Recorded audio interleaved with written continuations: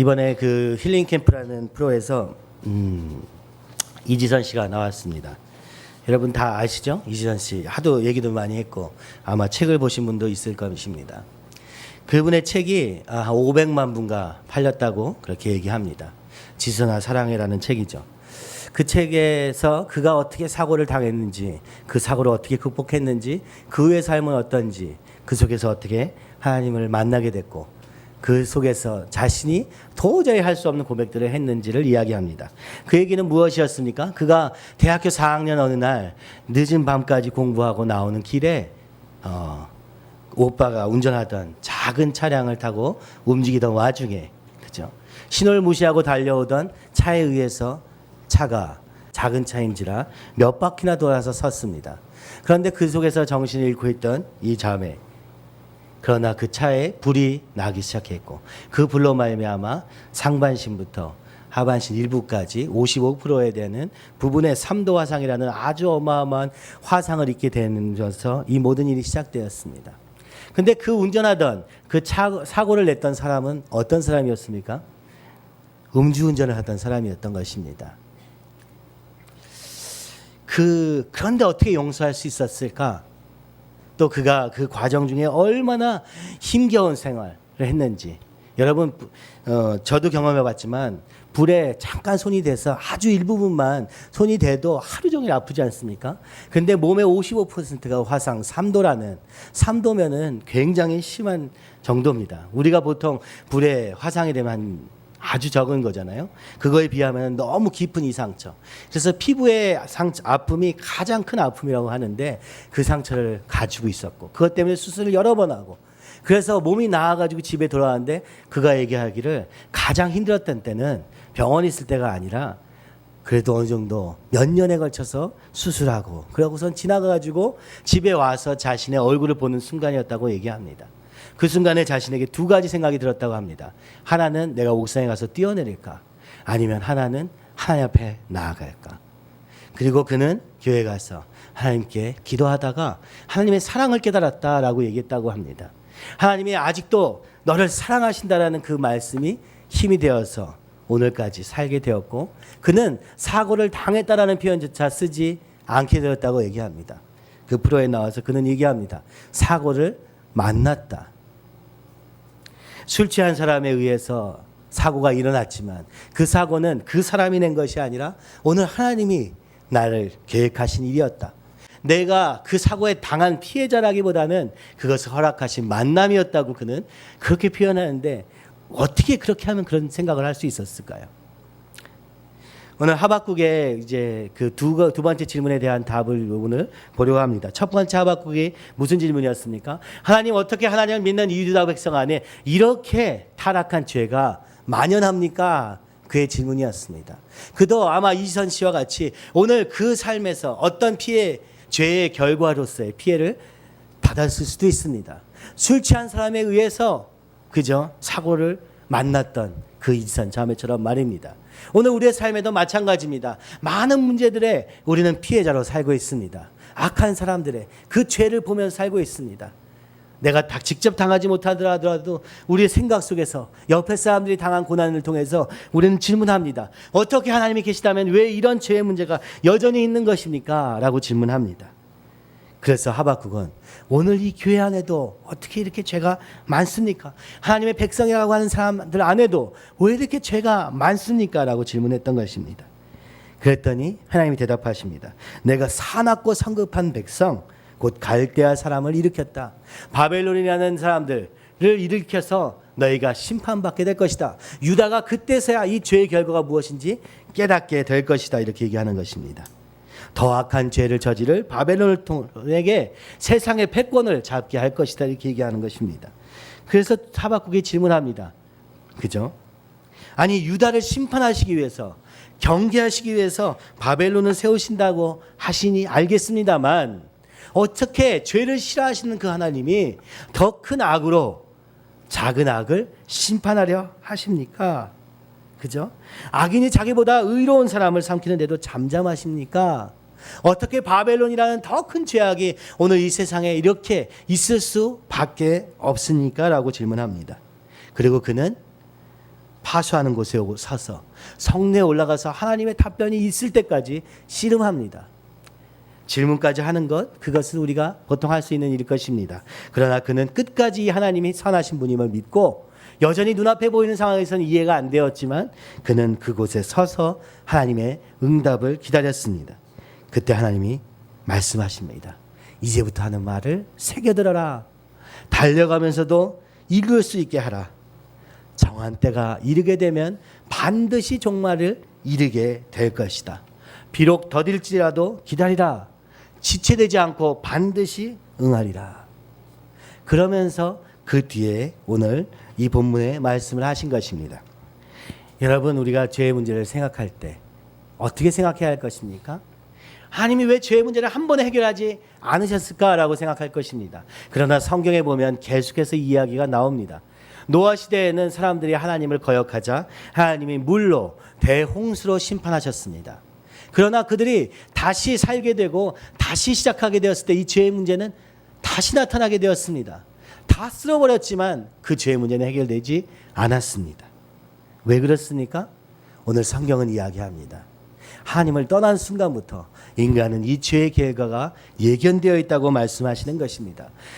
에덴 동산에서 선악과를 먹은 그 순간부터 내가 이제 더 이상 하나님이 뭐라고 하시든 상관없이 내 마음대로 살겠다 하는 순간부터 오늘 이 죄의 결과는 예견되어 있었다 말씀하시는 것입니다.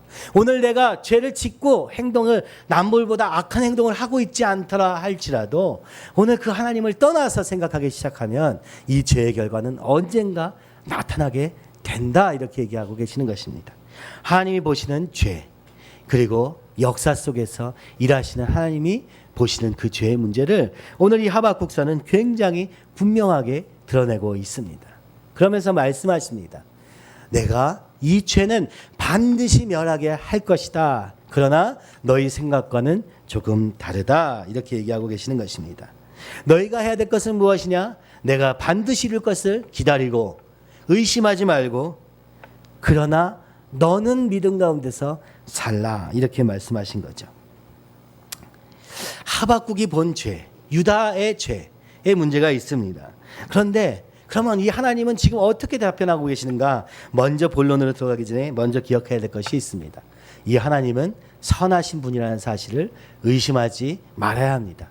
온 역사를 창조하셨을 뿐만 아니라 주관하시고 계시는 그 분이 분명히 일하실 것이라고 말씀하시는 것입니다. 악을 멸하고 하나님이 승리하게 될 날이 올 것이라고 성경은 계속해서 말씀하고 계시는 것입니다. 그리고 오늘 그 일을 사실은 하고 계시다고 말씀하십니다. 눈을 더 크게 받들어서 봐라 말씀하시는 것입니다. 태초부터 종말까지의 이 인류의 역사 속에서 하나님은 이 죄와의 싸움을 하고 계시다 말씀하고 계시는 것이죠.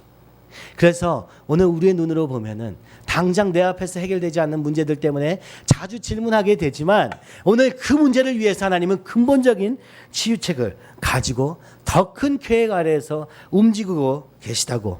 그래서 오늘 이 세상이 제 멋대로 가는 것 같지만 그 속에서도 이 세상을 주관하고 계시다고 말씀하십니다. 너 한 사람을 위해서 이 모든 상황을 바꿔줄 수 없을지라도 온 인류를 위해서 내가 일을 하고 있다 말씀하고 있는 것입니다. 감각적인 시대에는 기다리기가 힘듭니다. 당장 느껴지고 알지 못하면 순종하기 어려운 시대 속에 우리가 살고 있는 것입니다. 그러나 하나님은 말씀하시는 것입니다. 그분이 얼마나 거룩하심을 말씀을 통해서 보여주고 계시며 그분이 어떻게 완전하시며 그분이 어떻게 이 세상을 창조하셨을 뿐만 아니라 놀라운 계획을 가지시고 이 역사를 주관하고 계시는가를 말씀하고 있는 것입니다. 더불어서 우리 인간, 우리 보잘것없는 인간의 그 분이 창조하신 역사 속에 점에 불과한 우리를 위하여서 놀라운 사랑으로 인도하고 계시다고 말씀하고 계시는 것입니다. 이것이 성경을 통하지 않고는 알 수 없는 사실이라고 오늘 하박국은 말하고 있는 것입니다. 여러분 4절로 갑니다. 오늘 이제 여기 본문은 이렇게 나눌 수 있습니다. 4절과 5절은 근본적인 이유를 이야기합니다. 그죠? 그리고 6절부터 20절까지는 5가지의 바벨론이 짓고 있는 죄의 모습들을 설명합니다. 그것을 어떻게 표현합니까? 화 있을진저 그러면서 6절, 9절, 12절, 15절, 19절에 그 5가지 죄악에 대해서 얘기하시면서 이 죄악은 반드시 심판받을 것이다. 곧 바벨론을 지금 세웠지만 이 바벨론은 영원한 나라가 아니다. 그들의 죄악으로 말미암아 심판받게 될 것이다. 그리고 그 죄악은 이러한 것이다 라고 설명하고 있는 것입니다. 4절을 한번 보시겠습니다. 보라, 그의 마음은 교만하며 그 속에서 정직하지 못하나 의인은 그의 믿음으로 말미암아 살리라.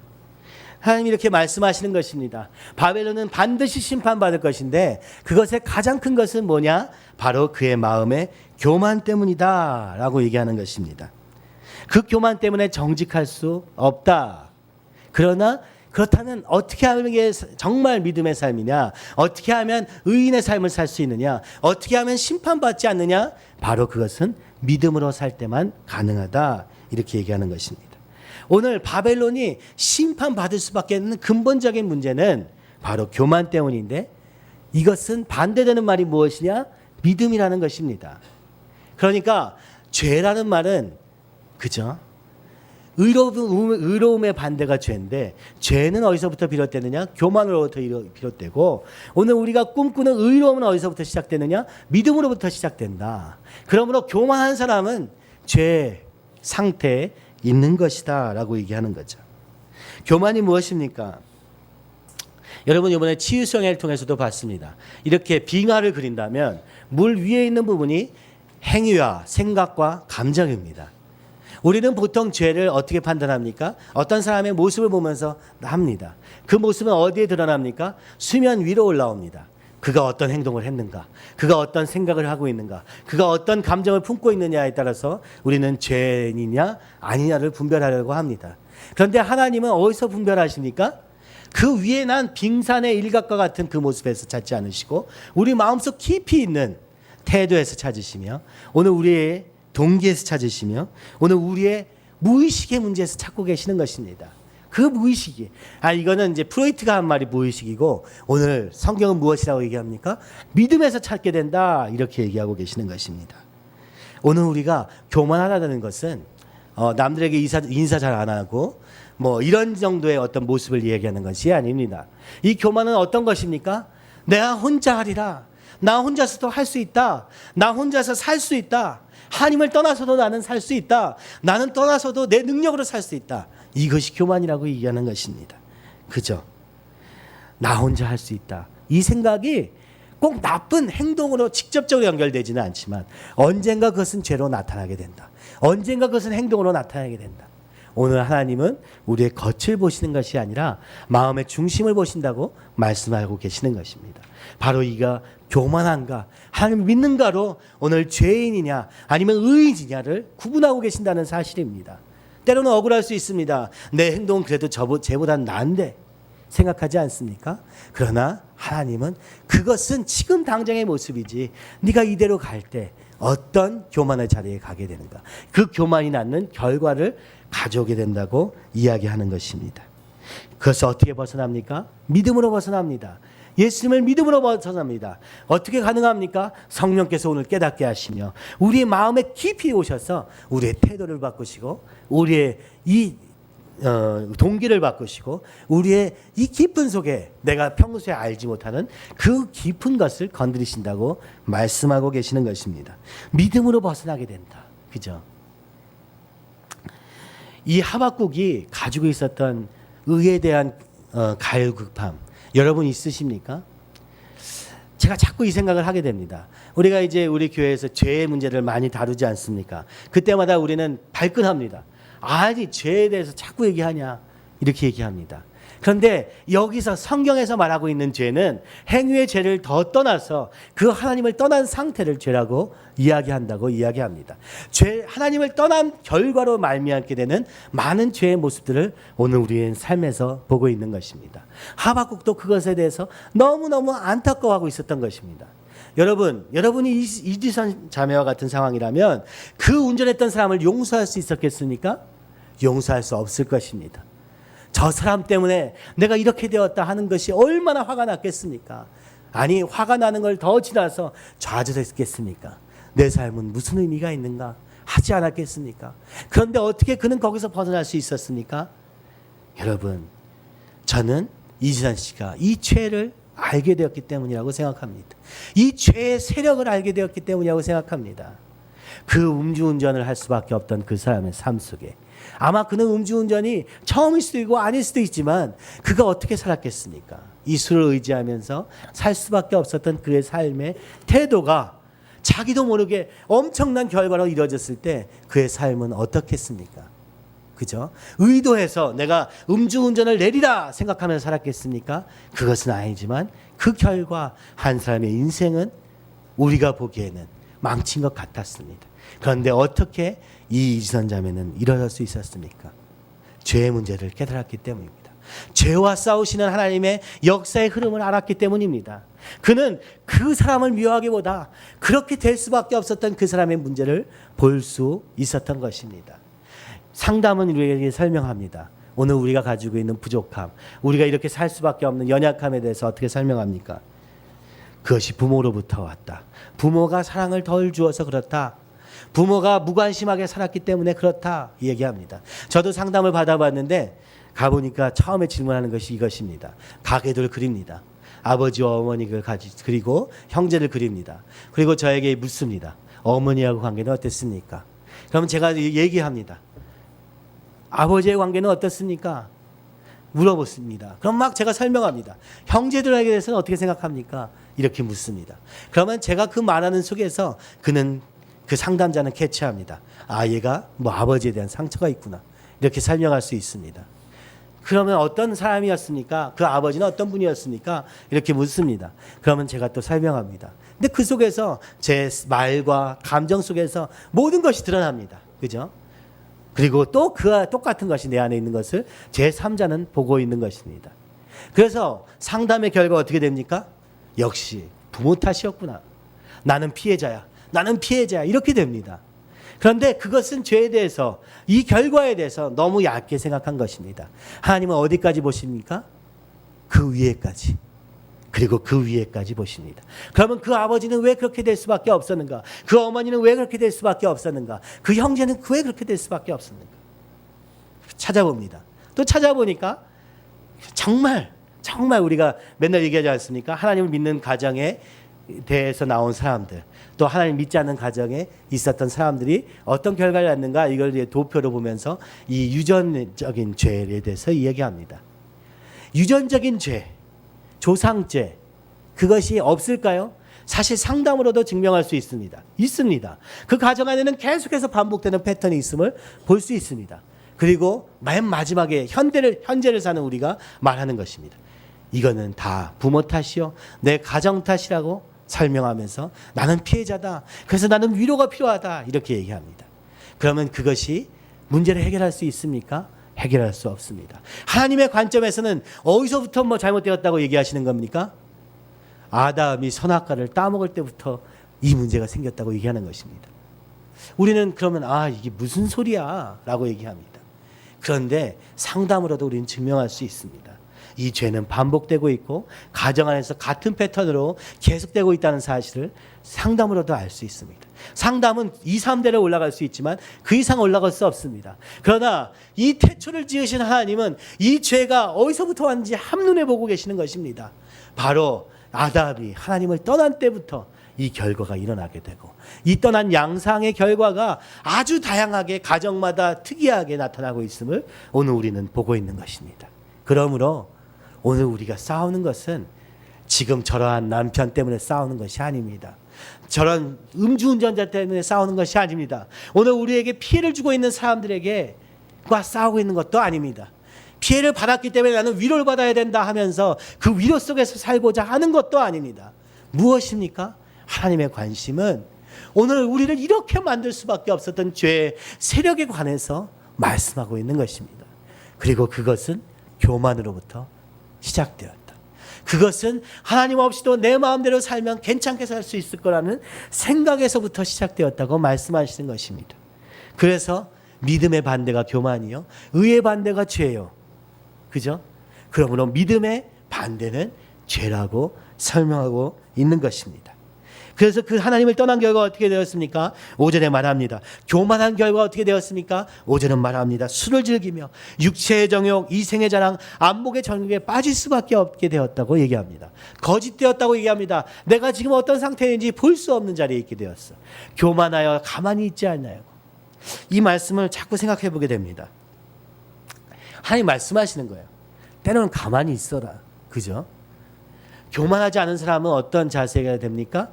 내 능력으로 다 할 수 있는 사람은 가만히 있지 않습니다. 이걸 또 내 능력으로 해결해 보려고 하고 또 내 능력으로 해보려고 합니다. 그런데 하나님 말씀하십니다. 교만한 사람은 가만히 있지 못한다고. 그래서 어쩌면 우리에게도 가끔씩 말씀하십니다. 때로는 좀 가만히 있어라. 네 능력으로 뭐 하려고 하지 말고 내게 좀 의지해봐라. 그죠? 너로는 할 수 없다는 믿음으로 하나님께 의지해봐라. 이렇게 말씀하고 계시는 것입니다. 좀 가만히 좀 있어봐라. 이 모습을 한번 그려보십시오. 가만히 있지 못하고 안달복달하면서 안절부절하면서 사는 삶을 이야기하고 있지 않습니까? 그 다음의 모습도 아주 그림과 같이 보여집니다. 스올처럼 욕심을 넓히며. 스올이 무엇입니까? 지옥입니다. 그죠? 무슨 얘기입니까? 우리의 욕심들 때문에 지옥이 넓혀져 가고 있다고 얘기하는 것입니다. 오늘 하나님을 떠나는 순간 내 마음대로 내 욕심을 채우기 위해 살다가 내 주변이, 내 삶이 지옥이 되어 간다고 얘기하는 것입니다. 나만 지옥이 되는 것이 아니라 이것이 넓혀져 가서 욕심을 부리면 부릴수록 이 지옥이 넓혀져서 내 주변도 지옥이 된다고 얘기하는 것입니다.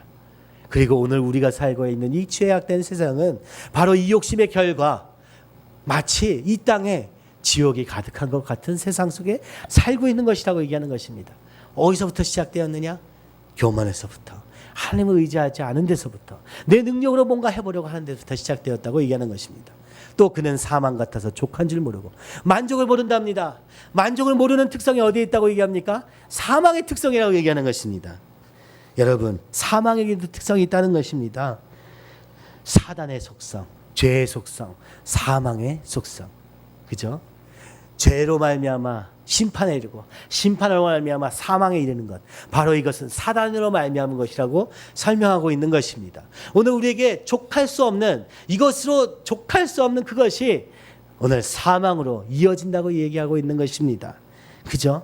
만족할 수 없기 때문에 그렇습니다. 하나님만으로 만족할 수 없기 때문에 오늘 우리에게 사망이 찾아온다고 이야기하고 있는 것입니다. 그리고 자기에게로 여러 나라를 모으며 여러 백성을 모으나니, 교만한 사람의 모습입니다. 자기를 중심으로 모든 것을 모으려고 합니다. 내가 전부입니다. 그리고 나머지는 다 주변이에요. 그래서 지금 이 바벨론도 옆에 있는 나라들을 다 복종시켜서라도 내 밑에 있게 하려고 하는 것입니다. 이것이 죄의, 하나님을 떠난 결과, 교만의 결과, 죄의 결과라고 오늘 말씀하고 있는 것입니다. 여러분, 우리가 하나님을 떠나서는 제대로 된 생각, 감정, 행동을 할 수 없다고 이야기합니다. 왜냐? 오늘 우리 수면 아래에 있는 이 부분에 믿음으로 채워지지 않으면, 그죠? 당장 믿음을 믿는다고 해서 우리의 삶에 무엇이 당장 나타나지 않는다 할지라도 중요한 것은 이 밑에가 채워지면 저절로 위에는 결과가 나게 된다고 성경은 설명합니다. 하나님을 의지하게 되면은 그것이 조금 처음에는 어떤 결과, 그래 네 삶이 뭐가 달라 이야기할 수 있는 연약함이 여전히 있을지라도 언젠가 그것이 우리 안에 속에 있는 것으로부터 나와서 나타나게 된다고 얘기하는 것입니다. 마치 우리의 생각이 말로 나타난 것과 똑같이 말입니다. 그죠? 우리의 믿음이 열매 맺을 때까지라고 얘기하시는 것입니다. 그런데 오늘 하나님을 떠난 순간 우리는 죄의 상태에 있게 되고, 이 죄의 결과, 오늘 너희가 이 죄된 세상 속에 있게 되었다고 설명하는 것입니다. 그러므로 답은 어디에 있습니까? 다시 하나님께로 돌아가는 것밖에 없다고 얘기하는 것입니다. 그래서 4절에 어떻게 설명합니까? 의인은 믿음으로 말미암아 살리라. 그죠? 이렇게 바벨론이 왕성하고 믿는 하나님의 백성조차, 교회조차 죄 가운데 있을 그때 어떻게 하면 바꿀까 우리에게 생각합니다. 어떻게 하면 행동을 바꿀까, 어떻게 하면 그 외면을 바꿀까, 겉모습을 바꿀까 생각합니다. 그러나 하나님은 아주 간단하게 설명한 것입니다. 의인은 그의 믿음으로 말미암아 살리라. 오늘 믿지 않으면, 하나님을 의지하는 데부터 시작하지 않으면 오늘 이 결과가 바로 그 결과이다. 그러므로 너는 의인으로 살라. 그러므로 너는 믿음으로 살라. 이렇게 말씀하고 계시는 것입니다. 자, 5가지 죄악을 한 번 더 보겠습니다. 5가지 죄악은 다 화 있을 진저라는 말과 같이 나타납니다. 바벨론이 화를 받을 수밖에 없었던 이유, 그것이 5가지라고 설명합니다. 첫 번째, 그것은 자기 소유 아닌 것을 모으는 자요. 그죠? 무엇입니까? 더 가지고자 하는 탐욕의 삶을 이야기하는 것입니다. 나를 위한 재물, 바로 그것은 무엇이라고 얘기합니까? 여기 보니까 무겁게 짐진 자다. 바벨론이여, 네가 많은 것을 가졌고 많은 것을 누렸으나 그것은 너에게 짐에 불과하다. 그리고 우리가 자연스럽게 생각할 수 있는 것처럼 네가 그렇게 남의 것을 빼앗았듯 남들이 너를 빼앗지 않겠느냐, 이렇게 얘기하는 것입니다. 자기 소유 아닌 것을 모으는 것에는 그 결과, 그죠? 그 결과 짐만 늘어난다, 이렇게 얘기하시는 것입니다. 언젠가 너희 또한 그 노력을 당하게 될 것이다, 이렇게 얘기하고 있는 것입니다. 너무 자연스러운 결과 아니냐? 죄의 결과는 자연스러운 것이다, 이렇게 설명하시는 거죠. 오늘 우리에게 하나님 말씀하시는 것입니다. 오늘 네가 가진 것이 내 것이냐? 아니다. 하나님의 것이다. 하나님의 것을 위하여 살아라. 아니면 그것은 너에게 짐이 될 뿐이다, 이렇게 말씀하시는 것 같지 않습니까? 오늘 이 세상에 있는 것을 가지고 그 소유를 가지기 위해서 노력하는 삶, 그것은 많으면 가질수록, 욕심을 내리면 낼수록 그것은 너에게 짐에 불과하다 설명하는 것입니다. 바로 이것 때문에 너는 심판받게 될 것이다. 아니, 하나님이 심판을 주시는 게 아니라 어쩌면 이미 심판받고 있는 것이다 얘기하는 거죠. 그죠?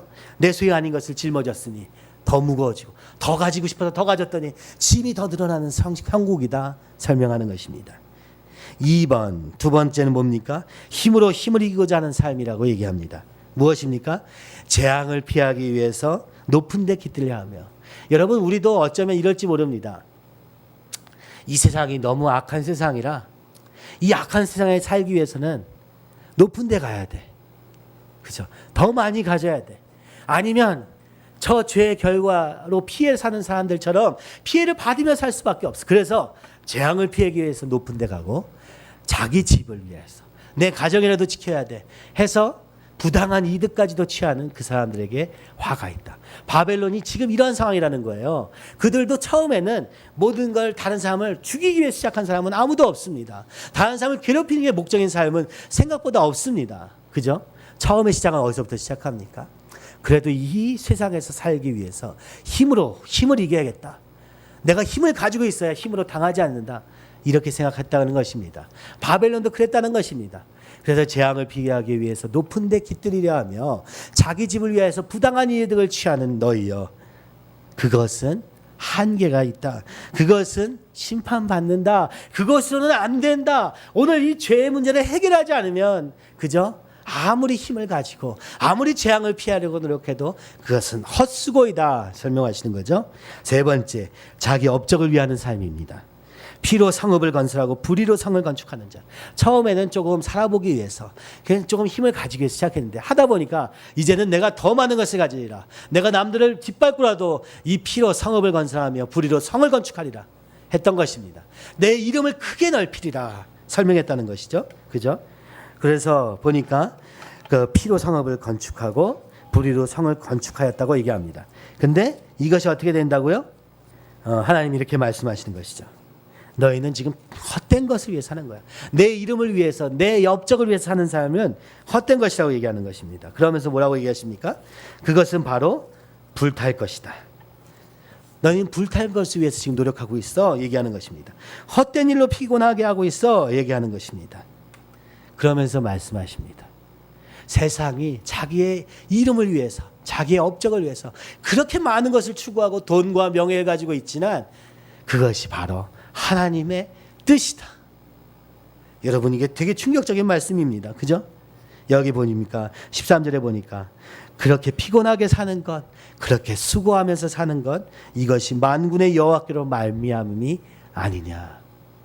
그러면서 14절에 말합니다. 이는 물이 바다를 덮은 같이 여호와의 영광을 인정하는 것이 세상에 가득함이니라. 오늘 이 죄된 세상 속에서도 하나님의 영광을 인정하는 것이 가득하다. 왜? 오늘 너희가 무언가를 이루기 위해서 애쓰고 힘쓰고 있지만 그것은 불탈 것이요 헛된 것이기 때문이다. 이 바벨론이 너무나도 커 보여서 그들이 가지고 있는 것이 우리에게 선망의 대상이 되지만, 그러나 그것은 헛것이다. 불탈 것이다. 오늘 바벨론의 흔적은 유물 외에는 우리에게 남은 것이 없는 것과 같이 말입니다. 그들은 영원한 것을 위해서 살 수 없습니다. 그것은 불타지 않을 정말 의미 있는 삶을 살 수 없는 것이라고 얘기하는 것입니다. 그들이 아무리 누리는 것이 많아도 그들은 누리고 있는 것이 아니라 헛된 것을 잠깐 가지고 있을 뿐이다. 이렇게 설명하시는 것입니다. 너무 역설적이지 않습니까? 하나님이 보시기에 오늘 이 세상은 그죠? 우리가 선망하는 돈 많이 가진 사람들, 명예를 많이 가지고 오늘 이 땅에서 많은 것을 이룬 사람들이 커 보이지만 하나님 눈이 보시기에는 안타깝다는 것입니다. 그들의 하나님을 떠난 결과 그들이 세우고 있는 이 모든 것은 곧 불탈 것이고 헛된 것이니 얼마나 공평하냐 말씀하시는 거죠. 그죠? 만약 그들이 그 돈도 가지고 명예도 가지면서 만약 영원한 것을 위해서 투자할 수 있다면, 그 영원한 것을 위해서 살 수 있다면 이것은 진짜 불공평이라는 것입니다. 그러나 그들의 눈이 가리워져서 죄의 결과로 불탈 것만 위해서 산다고 얘기하는 것입니다. 그러니 하나님이 이렇게 하시는 것이라고 이해하는 것입니다. 여러분 세상에 가지고 있는 것, 누리는 것을 위해서 그것을 너무 부러워하지 마십시오. 왜냐 하나님의 눈에 보시기에는 아무것도 아닌 것이며 오늘 내 영혼을 위해서 이 죄 문제를 해결하는 것이 가장 영원하고 의미 있는 것이라고 말씀하시는 것입니다. 얼마나 놀랍습니까? 그러므로 하박국에 말씀하시는 것입니다. 오늘 네 눈앞에 보이는 건 죄의 결과들밖에 안 보이지만 오늘 그 속에서 하나님이 지금도 일하고 계시다. 그래서 그들로 하여금 그 악한 것들을 다 누리면서도 영원한 것까지 갖지는 못하게 하고 계신다. 막고 계신다. 돈으로는 천국에 갈 수 없게 만들고 계신다. 오늘 세상에서 내가 모든 것을 욕심으로 가진 그것이 다 헛된 것임을 하나님 앞에 드러나게 하는 것이 바로 심판이다 말씀하시고 계시는 것입니다. 네 번째입니다. 무엇입니까? 술 취하게 하는 자. 자기 혼자 이 욕심에 끌려다니는 게 아니라 이웃에게 술을 마시게 하고 거기에 자기의 분노를 더하게 하고 그래서 자기의 욕심을 따라서 자기의 유익을 위해서 자기 이 사람들 선동하는 사람들을 얘기하는 것입니다. 이것은 언제 일이었습니까? 벨사살 왕이 예루살렘을 그죠? 점령했을 때 이 예루살렘의 성전에 들어가서 거기에 있는 하나님께 드리는 이러한 거룩한 기구들이 있었습니다. 거기에다가 술을 담아서 옆에 있는 장군들과 함께한 사람들에게 나눠 먹게 했습니다. 그러면서 술을 같이 마시면서 거 봐라 하나님이 어디에 있느냐, 내가 이렇게 성전에 와서 이 기물을 취해가지고 여기다 술을 먹어도 하나님은 능력이 없지 않느냐 하면서 자기의 신을 찬양하는 자리에 있었다고 얘기하는 것입니다. 무엇을 얘기하는 것입니까? 오늘 선동하는 사람이 있다는 것입니다. 그 사람들은 망하게 될 것이다. 심판하게 될 것이다. 사람들로 술 취하게 하는 것들, 탐욕과 정욕을 따라서 살게 하는 사람들, 그것은 심판받을 일이다. 돈을 향해 가도록 조장하고 돈만이 전부인 것처럼 만드는 이 사회, 그죠? 생각의 흐름을 헛된 것과 수치스러운 것으로 가게 하는 것들 얘기하는 것입니다. 이번에 어떤 일본인이 쓴 글을 보면서 제가 충격을 받았습니다. 그분은 도덕적 상대주의에 대해서 설명하고 있습니다. 우리가 지금 이 세상에서 고민하는 모든 문제는 20세기 이후에 고민하는 문제의 흐름 속에 있다고 제가 계속 말씀드렸습니다. 그것은 무엇이었습니까? 1, 2차 세계대전을 겪으면서 사람들이 이렇게까지 악할 수 있는가? 히틀러가 그 수십만, 수백만의 이 유태인들을 죽이는 인간의 그 잔혹성을 보면서 사람들은 좌절하고 말았습니다. 그런데 그 좌절이 어디까지 갔습니까? 과연 하나님이 계시는가? 라는 질문으로 귀결되고 말았습니다. 그래서 어떻게 되었습니까? 나름대로의 선을 찾기 시작했습니다. 내가 생각하는 선, 상대적인 도덕주의가 등장하게 된 것입니다. 특히 그분은 이렇게 설명합니다. 9.11 사태 이후에 이것은 아주 확연하게 드러나게 되었다 설명합니다. 그 하나님이라는 존재를 믿지 못해서 나름대로 그래도 의로움을 추구하면서 하나님 없는 의로움을 추구했던 것이 1, 2차 세계대전 이후였다면 9.11 사태 이후에는 어떻게 되었습니까? 선과 악을 상대적으로 정해야 된다라고 설명하기 시작하는 것입니다. 그래서 무엇입니까? 선과 악의 절대적인 기준은 없다. 그죠? 하나님은 없다 말하는 것과 같은 것이죠. 그리고 어떻게 얘기하는 것입니까? 미국의 입장에서의 선이 있고 아랍 국가 입장에서의 선이 있다라고 설명하는 것입니다. 그러면 선은 각자에게 상대적인 것이다라고 설명하는 것이죠. 그러면 이 말은 선이 있다는 것입니까? 없다는 것입니까? 있긴 있는데 각자 있다는 거죠. 그러면 절대적인 건 없다는 것입니다. 그죠? 오늘 세상은 우리를 이렇게 흔듭니다. 교회 안에서도 이런 생각은 굉장히 많습니다. 하나님의 말씀을 그대로 이해하기보다는 이것을 각자의 상황에 맞춰서 이해하려고 하는 노력, 그죠? 그래서 위로로 가게 됩니다. 죄의 문제로 안 갑니다. 죄는 얘기도 하지 않습니다. 그죠? 그리고 위로를 받아라. 하나님은 사랑하신다. 이렇게 끝나는 것입니다. 그런데 진짜 맞습니까? 우리가 죄를 모르고서는 이 사랑을 알 수 없는 게 성경의 구조인데 말입니다.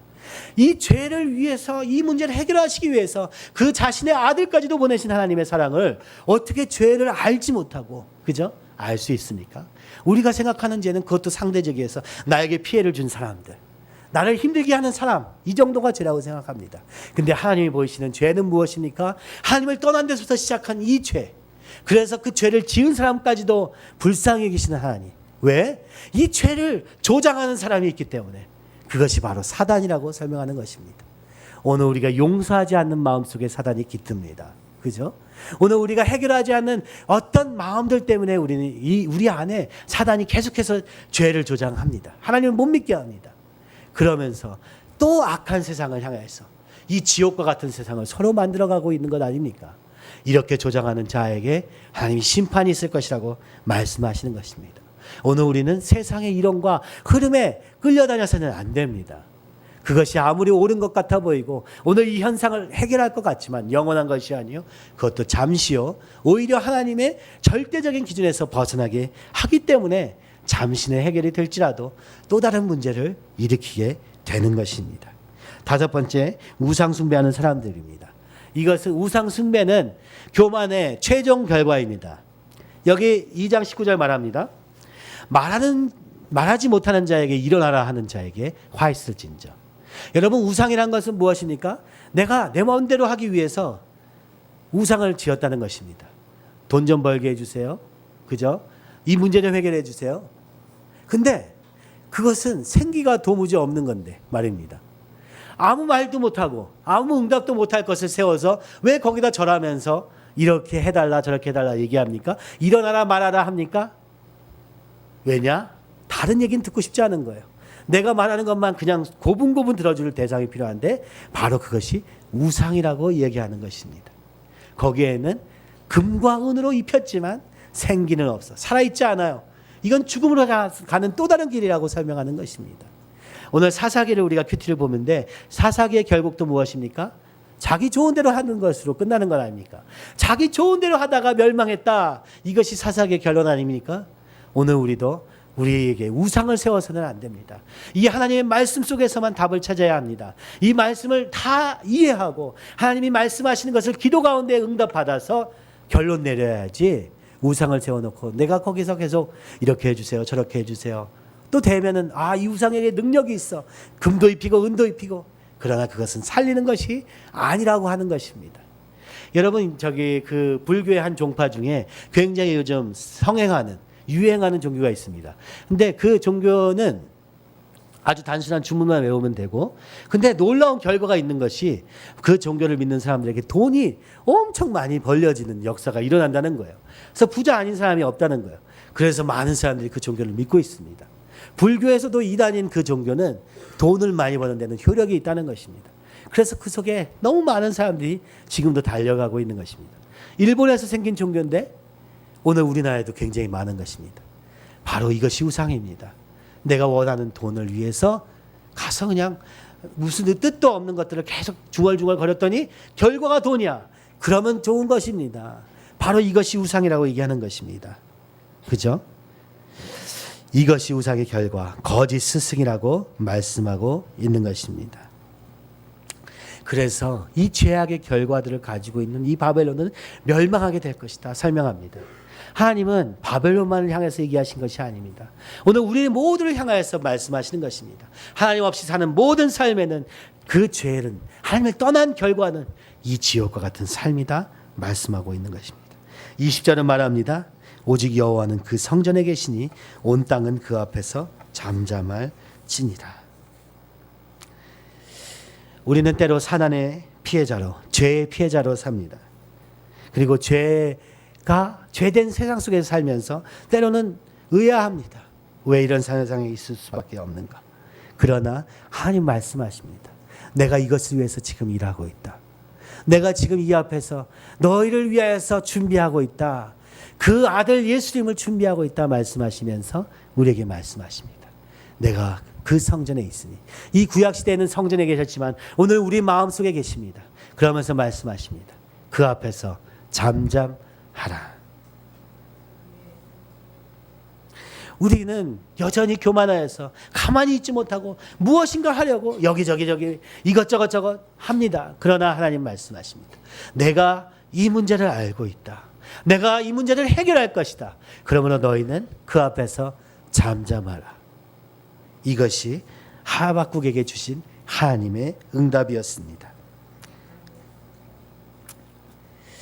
하나님은 이 죄의 문제를 해결하시기 위해서 대홍수도 허락하시고 여러 가지 방법들을 사용하셨지만 이제 자신의 아들이신 하나님이신 자신이 오셔서 이 땅에서 십자가의 죽으심으로 그 보혈의 능력을 의지하는 사람에게 이 죄로부터 자유할 수 있는 아주 간단한 방법을 준비하고 계시는 것입니다. 왜? 우리 인간에 있는 이 죄성 그리고 그 죄 안에 거하는 이 사단의 세력이 너무나도 강력해서 우리의 의지로 하나님을 인정하기보다는 이 죄가 주는 달콤한 사단의 유혹 속에 넘어가는 우리로 인해서 도저히 구원할 수 없구나 하셨기 때문입니다. 율법 10가지 10계명을 주어서 이것만 지키면 내가 처음에는 무엇이었습니까? 에덴 동산에서 한 가지 계명 이 한 가지만 먹지 말라 했는데 사단이 와서 너도 하나님 될 수 있어 했더니 그것을 덜컥 먹는 그 수많은 과일 중에 그 하나였는데도 지킬 수 없었던 그들에게 하나님이 율법을 주십니다. 10가지를 주셨는데 이 10가지를 지키지 못해서 또 하나님을 떠나 있는 상태, 심지어는 지킨다고 착각하면서 살고 있는 이 사람들 앞에서 하나님은 너무너무 답답하십니다. 그래서 하나님이 우리에게 답을 주셨습니다. 예수님을 믿어라. 내가 이 땅에 와서 너를 위해서 십자가에 죽었음을 믿어라. 그분이 너의 죄의 세력을 다 해결하실 것이다. 여러분, 이게 너무 쉬워서 우리는 믿기지 않습니다. 아니 그것만 하면 돼? 그것만 하면 이 죄의 세력이 없어져? 말도 안 돼. 이렇게 생각하지 않습니까? 그런데 이 구약의 그 수천 동안 우리가 해본 것입니다. 하나님이 해보신 것입니다. 이 이스라엘이라는 하나님의 백성 앞에 요것만 좀 해봐라. 요것만 조금 해봐라. 안 들으면 조금 쳐서 다시 정신 차리게 해가지고 또 요것만 해봐라 했는데 안 되는 것입니다. 그래서 하나님이 우리에게 가장 쉬운 방법을 허락하셨습니다. 이 죄의 문제를 해결할 가장 쉬운 방법, 이 예수님을 믿어라 말씀하시는 것입니다. 이 예수님을 믿을 때 내가 너와 함께 할 것이요 나와 함께한 자들에게 하나님이 너희들을 통하여서 믿음으로 사는 너희를 통하여서 이 세상의 의를 드러낼 것이다. 이것만이 유일한 의다.